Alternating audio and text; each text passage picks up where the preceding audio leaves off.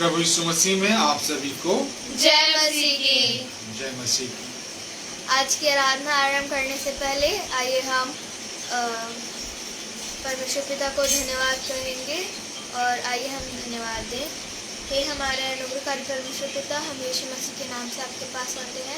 हम आपको धन्यवाद देते हैं कि आपने हमें इस रात्रि में इकट्ठा किया कि हम आपकी स्तुति और आपकी प्रशंसा की योग बन सके। हम आपको इस बात के लिए धन्यवाद देते हैं परमेश्वर पिता। हम इस मीटिंग को आपके नाम से शुरू करते हैं परमेश्वर पिता। आप इसमें हमारी रक्षा करना परमेश्वर पिता, शैतान को हमारे पास ना आने देना परमेश्वर पिता। आप हर एक लोगों को आशीषित करना परमेश्वर पिता। परमेश्वर पिता, जितने भी लोग आपकी आशीष को चाहते हैं परमेश्वर पिता, आपके आशीष से उन्हें चंगा करिए परमेश्वर पिता। हम धन्यवाद देते हैं आप हर एक लोगों को आशीषित करना परमेश्वर पिता। आज का जब हम ये मीटिंग स्टार्ट करते हैं तो परमेश्वर पिता, इसमें आप हमारा अगुवा रहना परमेश्वर पिता। सारा आदर में हम आपको देते हैं, स्मृति को उद्धार करता यीशु मसीह के नाम से मांगते हैं, आमीन। आइए प्रभु यीशु मसीह के नाम पे इस गीत को गाएंगे और इस गीत के बोल हैं, ए लश्करों के रब, ए हैत के संदूक, तू हजारों हजारों में लौट गया। आइए हम इस गीत को गाएंगे। ए लश्करों के रब, ए हैत के संदूक, ए लश्करों के रब, ए हैत के संदूक, तू हजारों हजारों में लौट के आ, तू हजारों हजारों में लौट के आ, तुझसे घृणा रखने वाले शर्मिंदा हो, तेरे सारे बैरी अब तो बरगंदा हो,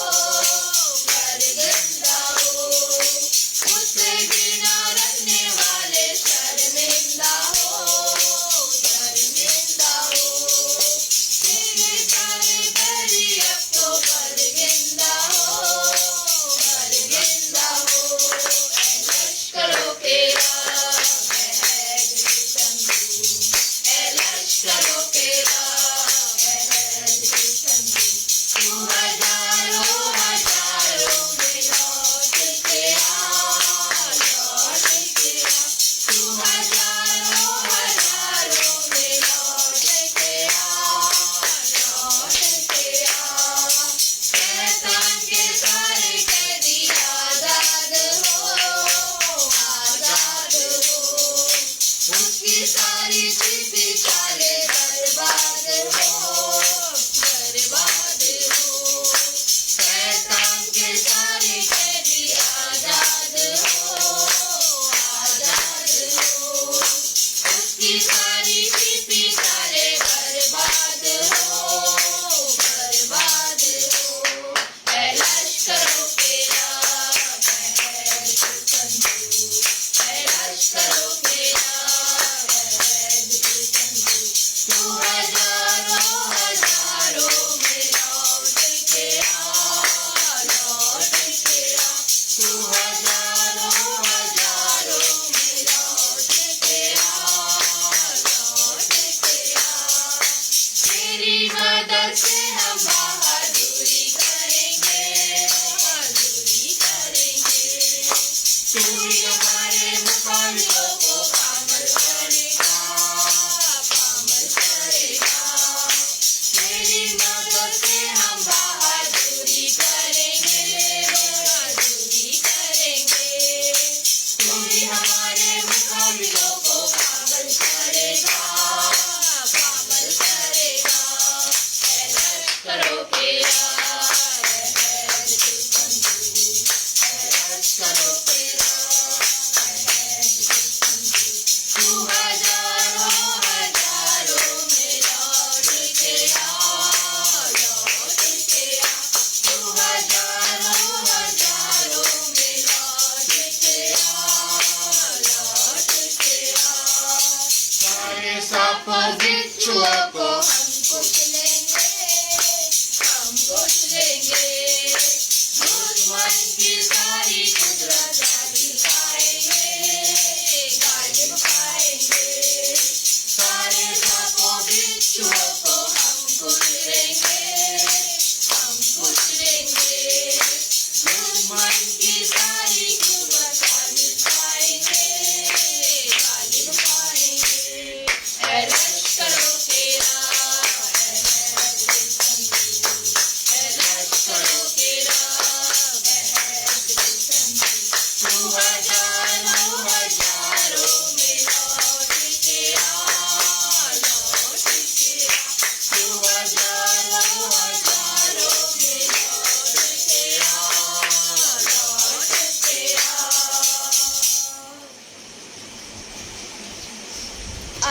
वचन में जाने से पहले प्रार्थना में जाएंगे और प्रार्थना में अगुवाई दिव्य अर्पित करेंगी।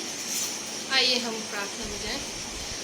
धन्यवाद धन्यवाद धन्यवाद सारी उत्तम आशीषों के देने वाले पिता परमेश्वर, एक बार फिर से हम आपके पुत्र और हमारे एकमात्र जीवित उद्धारकर्ता हमारे यीशु मसीह के नाम से पिता आपके चरणों में आते हैं। इस रात्रि के समय पिता परमेश्वर हम धन्यवाद देते हैं कि आपने ये मौका हमें दिया कि हम इस ऑनलाइन पेज के द्वारा पिता परमेश्वर की स्तुति प्रशंसा और बड़ाई करते हैं। प्रभु परमेश्वर, आपने हमें उस समय से संभाले रखा है जब दुनिया में पिता बीमारी फैली थी, महामारी फैली थी, और आपने पिता परमेश्वर वो आशीष हमारे परिवार को दी है। और इस पेज से पिता परमेश्वर हम निरंतर जुड़े हैं और लगातार आपके नाम का बखान करते हैं। जितने लोग पिता परमेश्वर हमें यहाँ से सुनते हैं, हम वचन का प्रचार पिता परमेश्वर हर एक के मन में होने पाए। जाने अनजाने पिता परमेश्वर अन्य जातियाँ भी इसे सुनती हैं, प्रभु सबका मन फिरने पाए। हालेलुया। हम आपको धन्यवाद करते हैं पिता परमेश्वर उस अनंत प्रेम के लिए जो आपने हमारे लिए रखा है और हमेशा बना रहा है। प्रभु, हम आपके जीवन से उद्धार को पाने वाले बन सके, अपने जीवन में उसे उतारने वाले हो सके। जब हमारे बीच वचन बोया जाता है, हमारे हृदय में अधिकाई से बसने पाए और 100 गुना फल के साथ फलवंत होने पाए। पिता परमेश्वर, हम अपने कानों को साफ करें, मन की हृदय की मलिनता को दूर करें और आपके प्रेम को अपने हृदय में बसने का अवसर अधिकाई से दे। हर एक बातों को प्रभु आपके हाथों में सौंप दे। विनती यीशु नाम से मांगते हैं कि शैतान के सारे बंधन टूटने पाए। यीशु मसीह के नाम से मांग लेते हैं, आमीन। आमीन।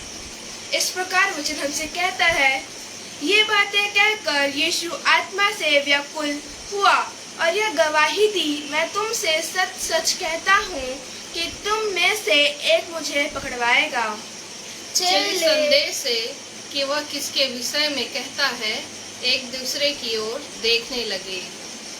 उसके चेलों में से एक, जिससे यीशु प्रेम रखता था, यीशु की छाती की ओर झुका हुआ था, बैठा था। सैमोन पतरस ने उसकी ओर संकेत करके उससे पूछा, बता तो वह किसके विषय में कहता है? तब उसने उसी तरह यीशु की छाती की ओर झुके हुए उससे पूछा, हे प्रभु, यह कौन है? वह कौन है? यह वचन, सुंदर वचन हमें मिलता है यमुना समाचार उसका 13 अध्याय उसके 21 से लेकर 25 पद में। आइए हम आगे का समय पास्टर विनय अर्पित करेंगे।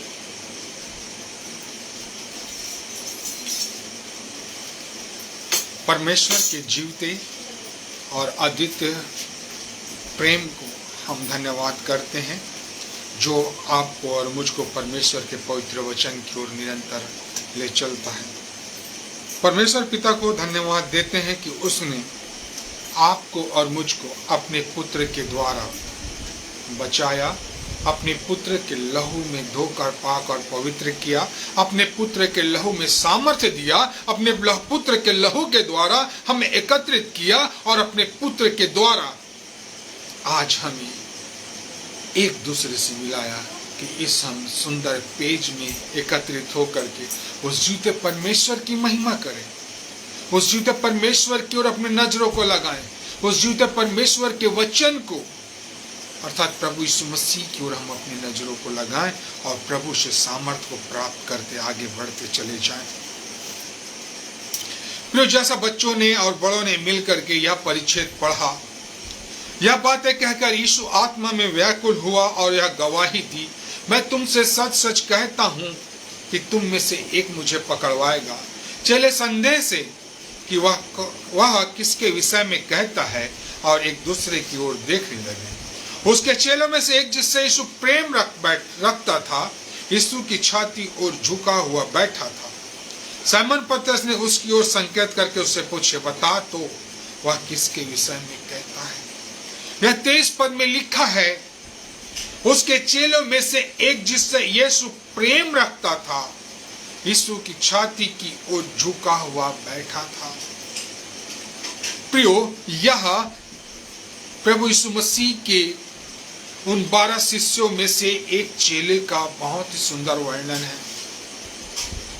यहाँ पे यह जो परिच्छेद है, जो विश्वासघात का यहूदा के विषय में वर्णन करता है और बताता है कि इस संबंध को जिसके द्वारा मैं पकड़वाए जाऊंगा और आने वाले दिनों में मैं क्रूसीकरण होऊंगा।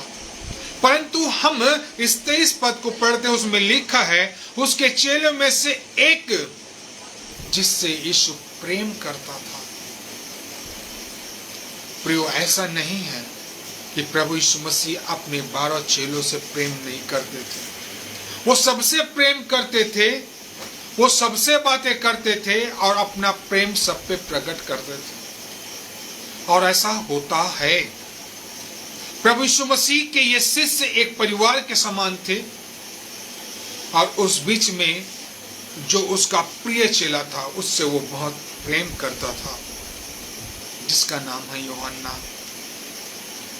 और हम इस बात को भी भली रीति से जानते हैं कि जैसे हम अपने परिवार में कोई ना कोई एक बेटा या एक बेटी होती है जिसे हर कोई बहुत प्यार करता है।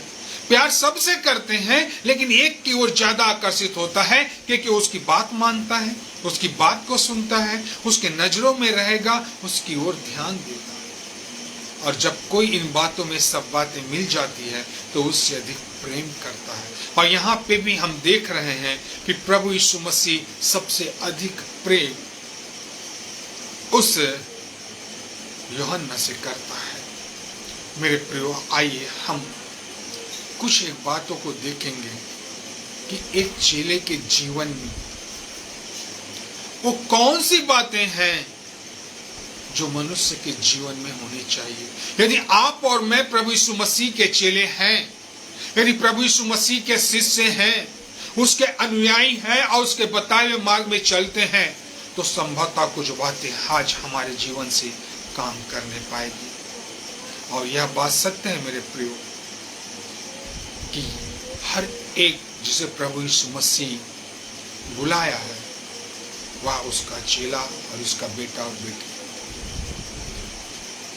पहली बात हम देखते हैं मरकुस रचित सुसमाचार उसका पहला अध्याय और उसका 16 से 20 पद को पढ़ेंगे। मरकुस रचित सुसमाचार उसका पहला अध्याय और उसका 16 से 20 पद को पढ़ेंगे। गलील की झील के किनारे जाते हुए उसने सैमोन और उसके भाई अंद्रियास को झील में जल डालते हुए देखा, क्योंकि वे मछुए थे। यीशु ने उनसे कहा, मेरे पीछे आओ, मैं तुमको मनुष्यों के मछुए बनाऊंगा। वे तुरंत जालों को छोड़कर उसके पीछे हो लिए। और यहाँ पे हम आगे पढ़ते हैं, कुछ आगे बढ़कर उसने जब्दी के पुत्र याकूब और उसके भाई यूहन्ना को नाव पर जालों को सुधारते देखा। उसने तुरंत उन्हें बुलाया और वे अपने पिता जब्दी को मजदूरों के साथ नाव पर छोड़कर उसके पीछे हो लिए। प्रियो, प्रभु यीशु मसीह यहाँ पे जो जब्दी का पुत्र याकूब और उसके भाई यूहन्ना को नाव पर जालों को सुधारते देखा और वो उसके पीछे चले आए। उससे कहते हैं कि आओ, मैं तुमको मछुआ बनाऊंगा। और हम देखते हैं कि वे प्रभु यीशु मसीह के पीछे अपने पिता को छोड़कर कर्मचारियों के साथ वहां चला गया। पहली बात हम देखते हैं कि वे साधारण लोग थे। ये साधारण लोग थे, अपने कार्य में निपुण थे और ये अपने परिवार में रह करके अपने कार्य को अंजाम देने वाले लोग थे। प्रभु यीशु मसीह जब यूहन्ना को बुलाया तो ये कोई बहुत बड़े कार्य नहीं कर रहा था, परंतु साधारणता अपने परिवार के साथ मिल करके अपने जीव का यापन की तैयारी कर रहा था। और ये साधारण मनुष्य था, कोई ऊपर से पहुंच वाला नहीं था। ये प्रभु यीशु मसीह के द्वारा बुलाया हुआ था। ये किसी के पहुंच से प्रभु यीशु मसीह के पास नहीं आया था। और यहाँ पे हम देखते हैं, वहां पे लिखा, यीशु ने उससे कहा, मेरे पीछे आओ, मैं तुमको मनुष्य के मछुए बनाऊंगा। जिस प्रकार से आज तुम इस झील में जाल डाल रहे हो, ठीक उसी प्रकार से तुमको आने वाले भविष्य में परमेश्वर के कार्यों को करना अति आवश्यक है। दूसरी बात, हम इसी में हम पढ़ते हैं मरकुस रचित सुसमाचार, उसका पहला अध्याय, उसका 19 से 20 पद को पढ़ें। मरकुस रचित सुसमाचार पहला अध्याय, उसके 19 से 20 पद को पढ़ें। कुछ लोग डरकर कुछ आगे बढ़कर उसने जब्दी के पुत्र याकूब और उसके भाई यूहन्ना को नाव पर जालों को सुधारते देखा। उसने तुरंत उन्हें बुलाया और वे अपने पिता जगदील को मजदूरों के साथ नाव पर छोड़कर उसके पीछे हो लिए। हालेलुया। कितना सुंदर शब्द यहाँ पे 19 पद में मिलता है। वहां पे लिखा है, कुछ आगे बढ़कर उसने जब्दी के पुत्र याकूब और उसके भाई यूहन्ना को नाव पर जालों को सुधारते देखा। ये एक परिवार मिलकर के अपने जीविका के साधनों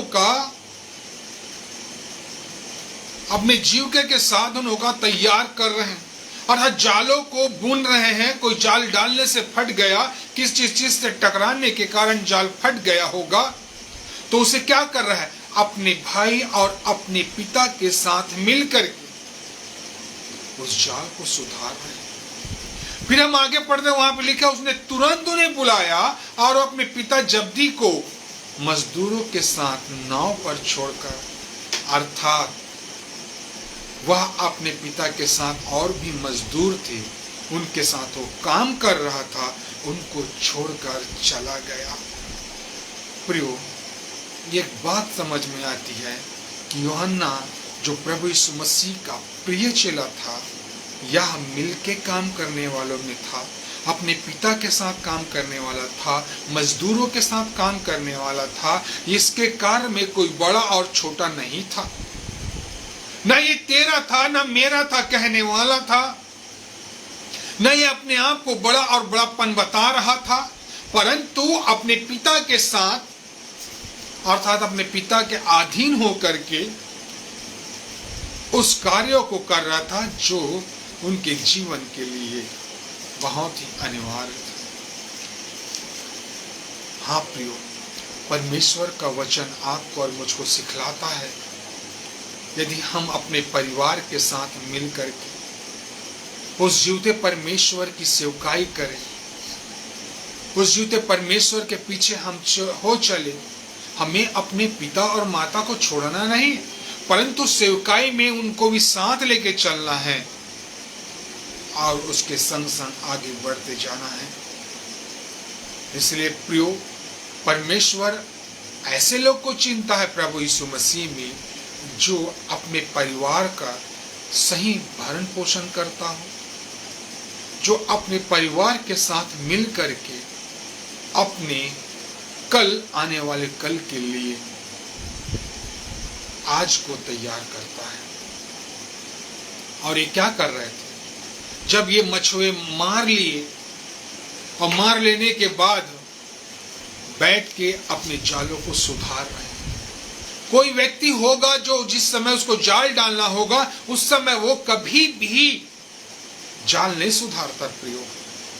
वो जाल कब सुधारता है? समय से पहले सुधारता है, ताकि सुबह की भोर को जा करके वो ढेर सारी मछलियों को ला करके और फिर वो अपने कार्य को अंजाम देता है। परमेश्वर सिखलाना चाह रहा है, यदि हमें भी उस जीवते परमेश्वर के राज्य में अपने लिए धन इकट्ठा करना है, तो हमें समय से पहले अपनी तैयारी करना अति आवश्यक है। तीसरी बात हम देखते हैं मत्ती रचित सुसमाचार उसका 4वां अध्याय और उसका हम 21 और 22 पद को पढ़ें। वहां से आगे बढ़कर यीशु ने और 2 भाइयों अर्थात जब्दी के पुत्र याकूब और उसके भाई यूहन्ना को देखा। अपने पिता जब्दी के साथ नाव पर अपने जालों को सुधार रहे थे। उन्हें भी बुलाया। वे तुरंत नाव और अपने पिता को छोड़कर उसके पीछे हो लिए। हालेलुया। परमेश्वर का वचन यहाँ पर बतलाता है कि हम अपने जीवन में परमेश्वर के वचन को प्रथम स्थान दें। वचन यहाँ पे सिखला रहा है, क्या कर रहा है? ये अपने पिता, अपने भाई के साथ अपने जालों को क्या कर रहा है? सुधार रहा है।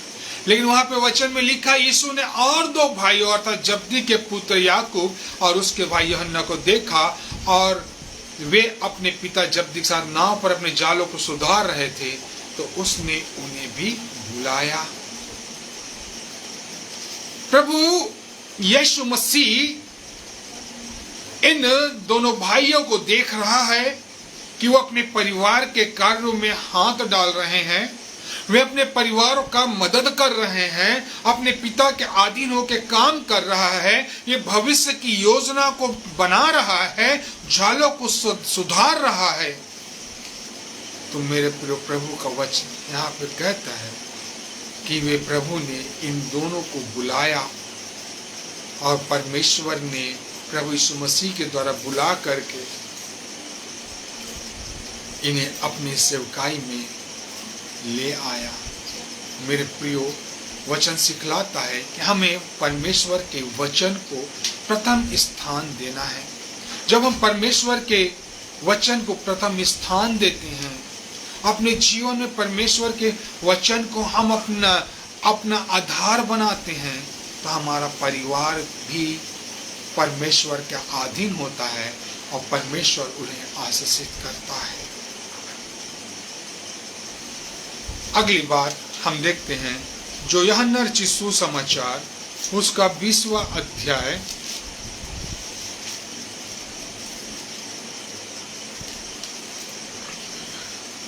एक से 8 पद तक हम पढ़ते हैं।